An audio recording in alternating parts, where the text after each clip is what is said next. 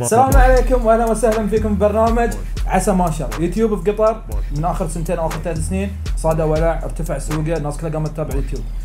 بس معانا لليوم ضيف مميز بدا يوتيوب يمكن قبل 5 سنين او 4 سنين، وهو اول يوتيوبر قطري تعرفون عليه اكثر بهالفقره، وراح نرجع لكم ان شاء الله.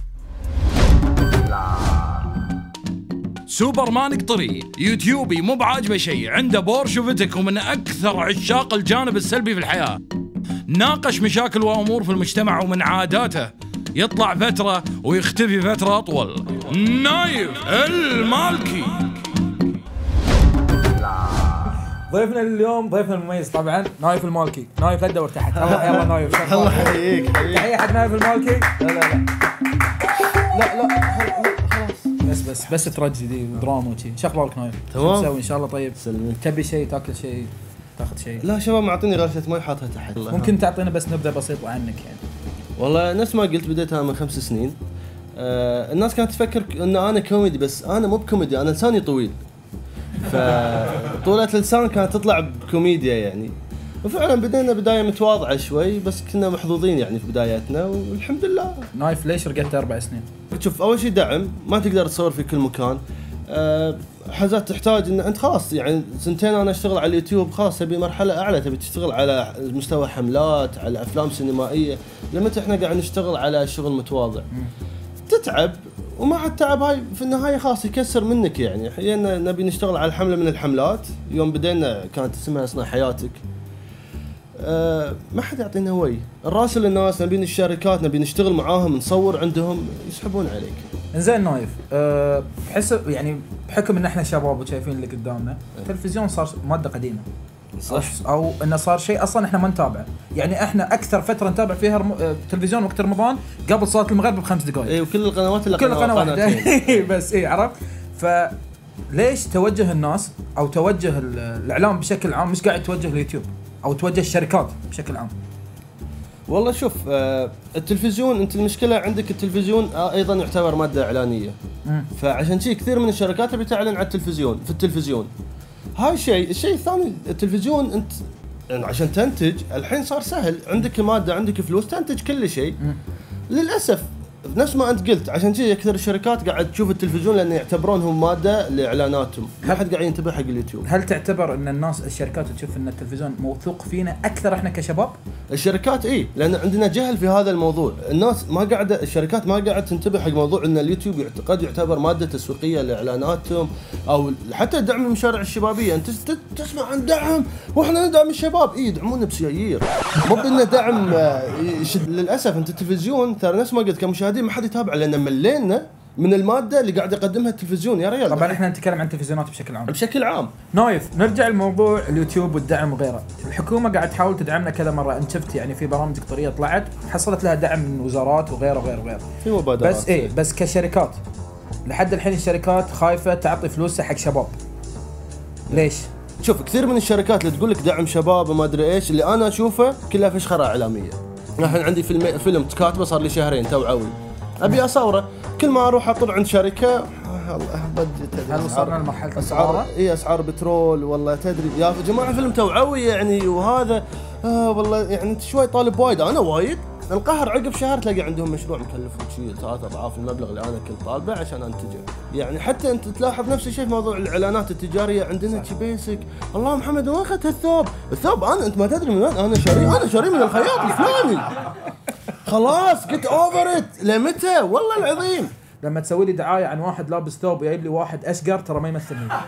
والعقال للحاجب ما لي شغل فيه، هذا مش قطري. وفي ظاهره ثانيه ان تعال والله نايف انا عندي فيلم يكلف XX. لا والله نايف يعني فيلمك غالي شوي، الا دافعين حق فيلم بعد شيء. شفت هاي اعلان الثوب اللي قلت لك عنه من شوي؟ نفس الشيء دافعين عليه آلاف الآلاف، ما بالك خيالية ما تستاهل، بس لأن شركة أجنبية، المخرج إيطالي، مساعد المخرج إنجليزي، هاي ألماني، أنت ما قاعد تشتري سيارة، قاعد تشتري منتج في قصة، قاعد تصور لي فيلم عن البلد أو فيلم وطني أو إعلان ولا واتيفر. اوخر لنا عسل. تجيب لي واحد من برا تعطيه على مبالغ خياليه يا اخي، احنا نقدم احسن منها واقل، لمتى احنا كلنا خايفين جاينا واحد شي سوبرمان قوي يعرف كل شيء من اول مره ولا ما نبي؟ ليش سوبرمان؟ ايش علاقتك في سوبرمان؟ والله طبعا اللي ما يعرف نايف وسوبرمان نفس الشخصيه، يعني اثنيناتهم قاعدين يحاولون يطيرون بس في هاي الحصى الكليبتون قاعد يخرب عليهم. حصى ولا شنو؟ حصى كريبتونايت ما شنو؟ فقع ايه. يعني شوف انا من يوم صغير مره حلمت اني سوبرمان وصدق يعني تعلقت بهالشيء، بس بعدين يكبر معك الحلم فتبدا تتعلق انت بشخصيه سوبرمان، الموراليتي اللي يمثلها سوبرمان. شنو؟ صرنا سوبرمان. موراليتي اللي هو القيم الاخلاقيه. القيم الاخلاقيه. انا سجاير احنا ما نروج لها في البرنامج. اي شيء.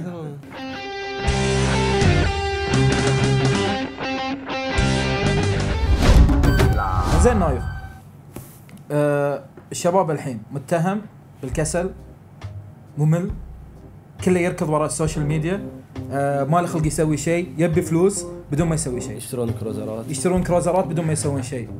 ممكن تعطينا بس توضح لنا الفكره حق الموضوع ان احنا مشتي؟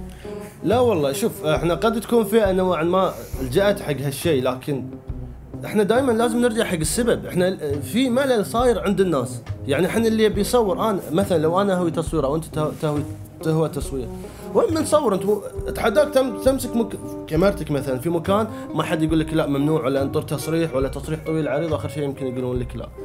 فهاي المشكله، انت عندك طاقات تبي الناس تطلعها، ما تقدر، وين تحصلها؟ فاخر شيء يا في الشيشه يا مطعم يا دواره في الموتر. يعني يا نموت بالسرطان يا نموت بالسمنه نفس ما قلت انت، من السمنه يا نموت بالسمنه يا من الشيشه يا من ما عندنا 13,000 مركز شبابي على الانشاط. وين المشكله؟ لا دوره تدريبيه، ورشه تدريبيه، دوره تدريبيه، ورشه تدريبيه، زين كلكم ما عندكم لا ورشه تدريبيه. زين شيء جديد ما في، متى الشغل ما في.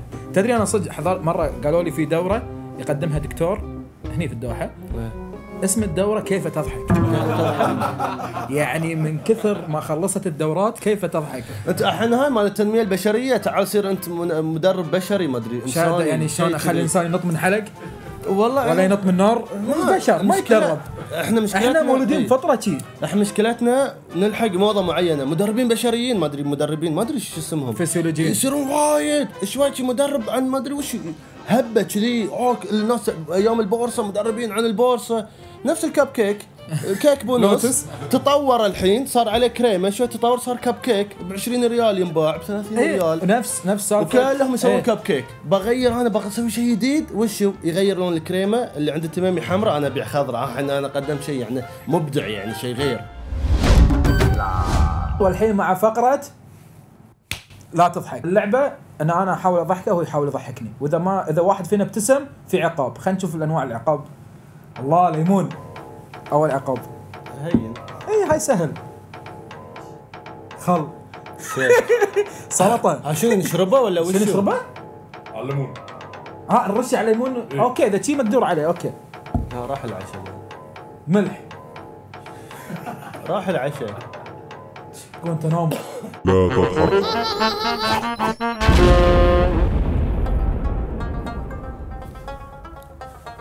ابتسم. ابتسم. ما تضحك كلش؟ بايخ. كلش؟ هاي الرعب. زين. انا المشكله ما اعرف اضحك. ملل. ما عندكم مقدم ثاني؟ لا هاي انا الوحيد الموجود هنا. لا مو بشيء ما ينفع. تروح تشيك؟ من؟ انت؟ لا كاتشرب. تروح كروات.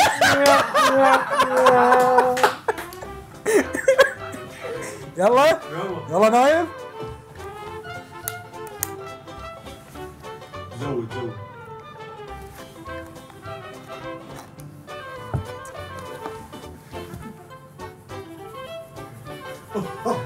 عوافي تفضل. لا باخذها بيدي. اوكي خذها بيدك، خذها بشوكة بيدك. لا لا لا لا لا لا هذه خذها بيدك. ايش يصير فيها اكلها هاي؟ ايه طيب انا اكل ليمون عاد.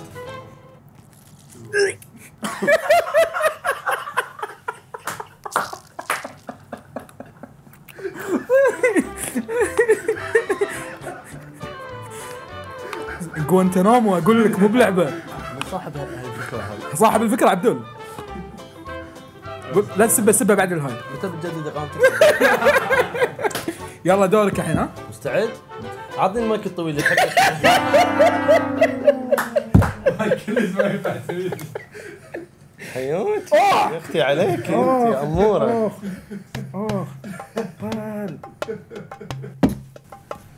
بالعافيه. ترى زين حق الرجيم على فكره. صدق؟ والله اللي يسوون رجيم إيه. يسوون رجيم ترى شي ياكلونه. ايه كثر منه. نزل الكوب نزل الكوب. استمتع فيه تلذذ. لا ما كملتها. كملها. اللي عندي عصرتها عصار. لا ممنوع. يلا عض مصمص فيها لين تقول بس. برنامجكم فاشل. اوكي لذيذ. اشوف والله ضعفت التميمي ما شاء الله. ايش رايك بسلمان المهندي؟ زين. محمد راضي؟ اوكي بعد هني ما اقدر اعقب. يعني تخاف؟ لا يعني مو بعد لا شيء تعقب. قر هالحل الوحيد يا راعي تشيكيات. ما رحت شيك من قبل بتدري. رحت كرواتيا. اي رحت حلوه بلاش. شو تسوي في كرواتيا؟ طبيعه. رايح مسافر بروحك ليش؟ لا كان المفروض رفيجي لا يجي لا معاي. لا لا لا لا والله لا لا لا. صدق رفيجي كان يجي معاي عقب قال لي انا ما اقدر وشي. زين طالع فوق. كشافه. ايه اللي شي؟ ايه زين. هاي جيش.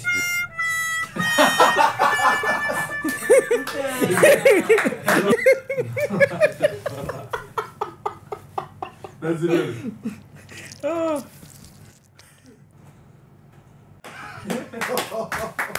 اهنيك والله انا ما اقدر.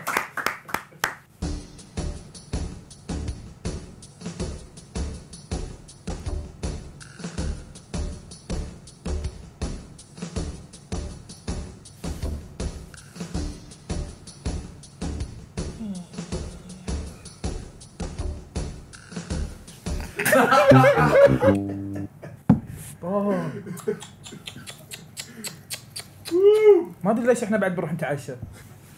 مع لا القشر. بدون قشر. لا من ساعة انا عضيتها كلها كلها مرة واحدة. كلها بالقشر. الثانية. لازم مرة تسلطهم والله بحط الخل في عينك. خلاص ما عندي شيء.